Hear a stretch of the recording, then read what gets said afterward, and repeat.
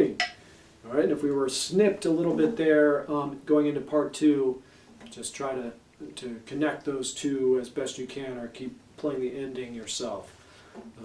But that happens often. All right, so be working on that one as well for Monday. This minuet, just take it slowly like that. Make sure you are comfortable with those C sharps, and then you can start to play this one in rhythm at that slow tempo, the minuet. All right, and then we're going to, so I know that was a lot to get through with the sharps and flats today, a lot of new information. As I say, you can always use the benefit of rewinding where we discussed it. Rewatch it, dare we say. Watch it twice or 3 times. Watch it each day that you practice with until it sinks in. All right, so making sure that you're clear about what those symbols mean today and how they affect the notes they're in front of. And then practicing 17 and the minuet from the book. And let's move on to a couple new chords that we're going to get to today. So I got a different guitar to show you all today. This is my archtop guitar. It's one of the benefits of doing these lessons at home. I can reach into the closet here and pull out different instruments for you all to check out that I couldn't lug around to class. So an archtop is this style. Notice it is an electric guitar. It's got a pickup here, but it's also got a hollow body, like an acoustic guitar. So an archtop guitar, we see jazz players use very often. It's a standard guitar for jazz players.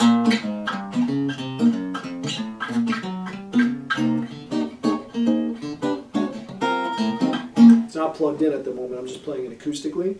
But hollow archtops with a hollow body are the standard axe, the standard guitar players that the standard instrument that jazz players play with, at least when they're playing straight ahead jazz. Although you certainly will see jazz players, use solid bodies also from time to time. So they have a very nice, warm, clean sound. Would not work well for plugging in with a lot of distortion and high volume. That's not what it's designed for. It would feed back, and so it's really designed to have a nice, warm, clean tone. So you got the benefit of the acoustic sound, and then you got one single pickup here. So it gives it a very warm, clean tone for which we would use in straight ahead jazz.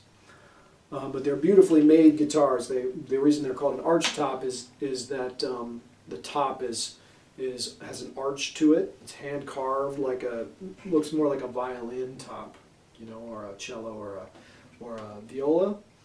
So it's constructed in that manner.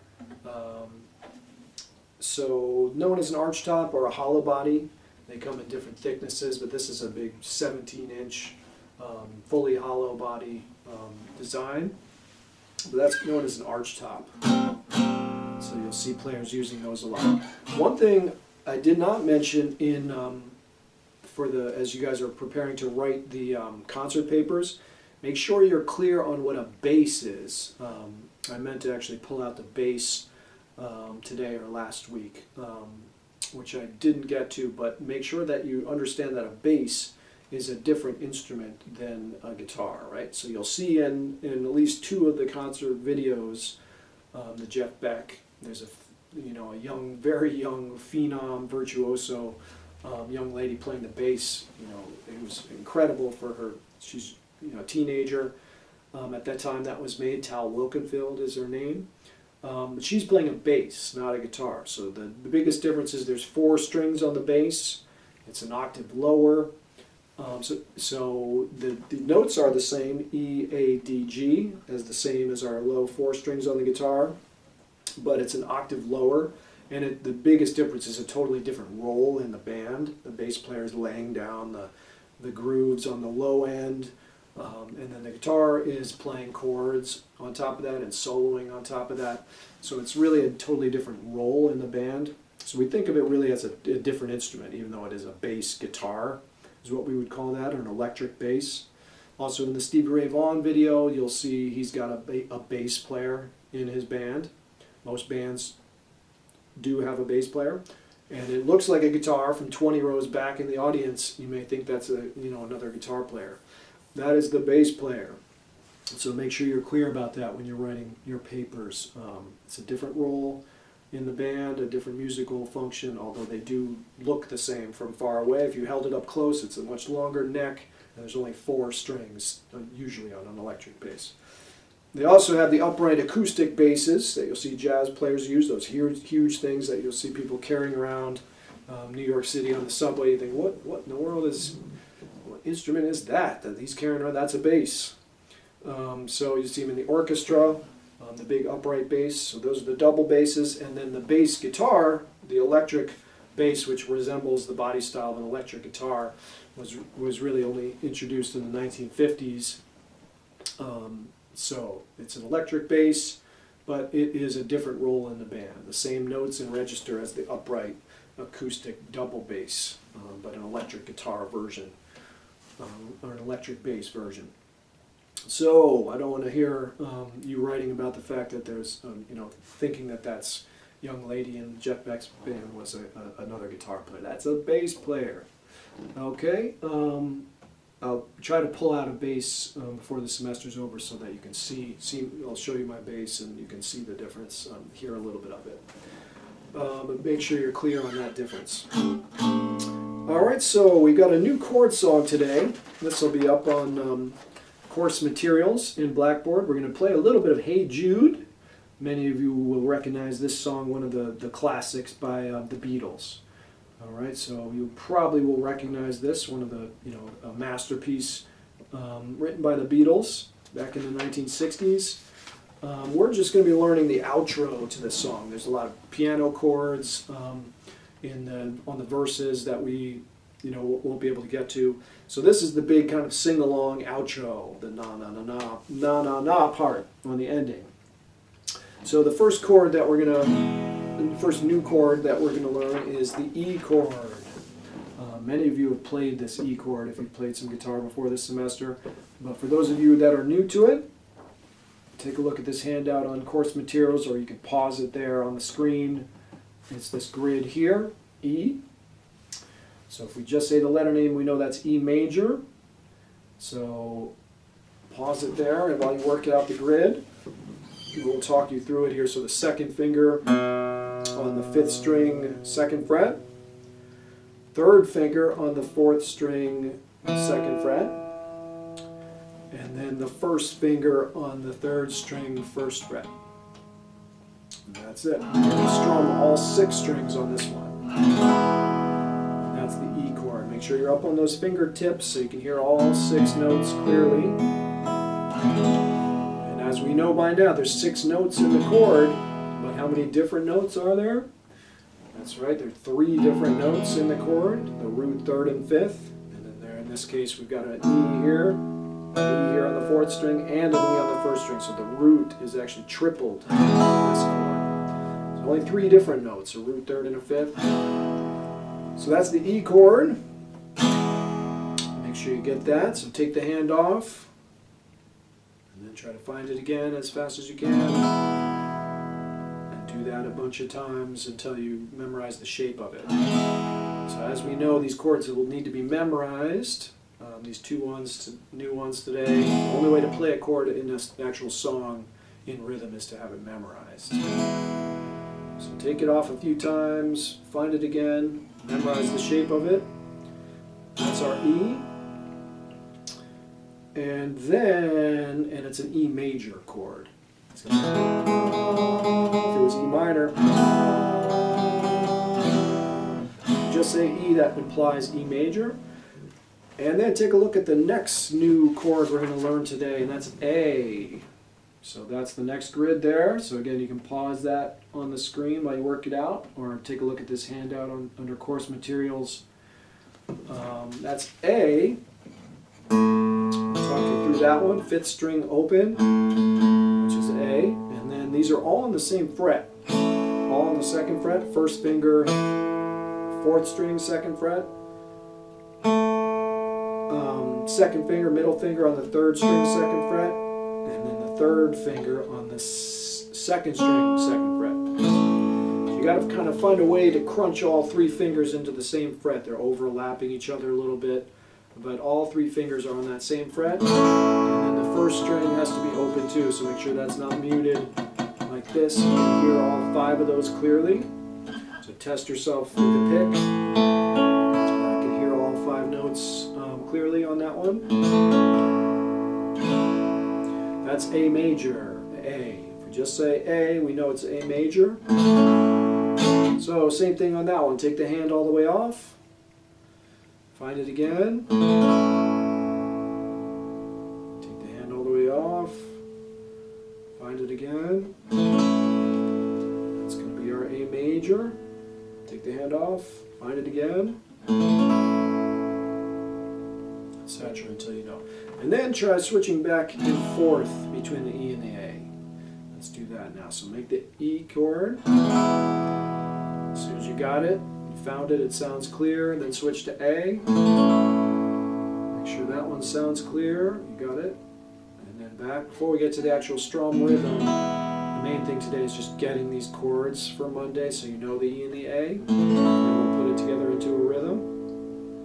Back and forth, that's how you can practice them, just moving back and forth like that between them. You can also do that without even strumming, just training the muscle memory to memorize how it feels to play each one of these chords. So I can just go back and forth like this between, as soon as I've got the E shape, switch to A, switch back and forth like this.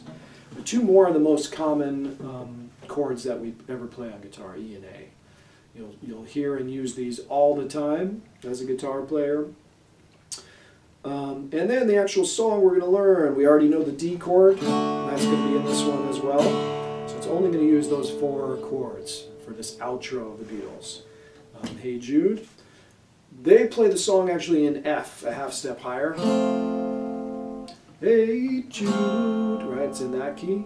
We're going to do it in E. You could use a capo on the 1st fret. Which we're not going to get into in this class if you wanted to take it up to F. But in order to not do those bar chords and stuff, we're going to do it in the key of A. The key of E, sorry. So this will be in the key of E. So let's try it. As we know, these symbols here mean repeat the same chord again. Whatever happened in the previous measure, just play it again. So this one is just like we did on Wish You Were Here. You're going to do each strum pattern twice and then change chords. So it gives you plenty of time before you need to change to the next chord. So let's try it once through here before we stop. With we'll use the same strum pattern that we did on Wish You Were Here on this one. So it's down at the bottom, down, down, up, down, down. That's our strum pattern. So here we go. 2, 3, 4.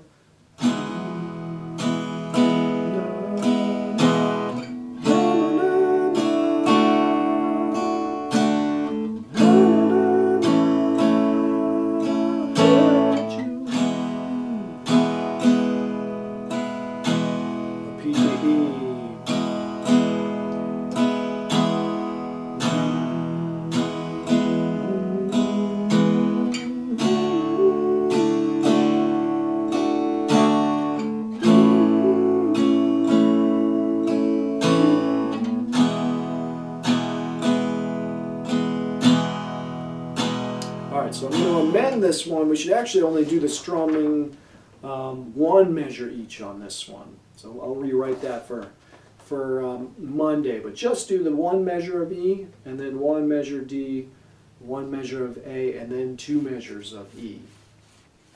All right, so just do each strum pattern once on this song. So I'll fix that for Monday. But so just do 1 measure of E, change to D for 1 measure, A 1 measure, and then E for 2 measures. So let's do that one time. Which would sound like this. Same thing. 3, 4. Change right to D. Right to A. And then keep 2 measures of E.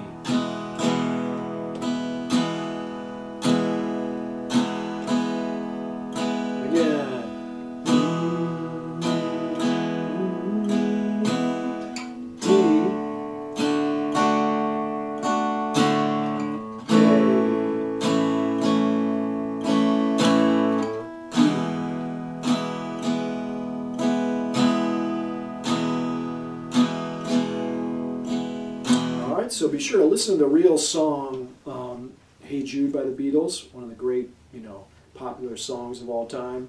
And this is the outro that we're doing at the very ending. There's an extended part where it just repeats that many, many times in a row.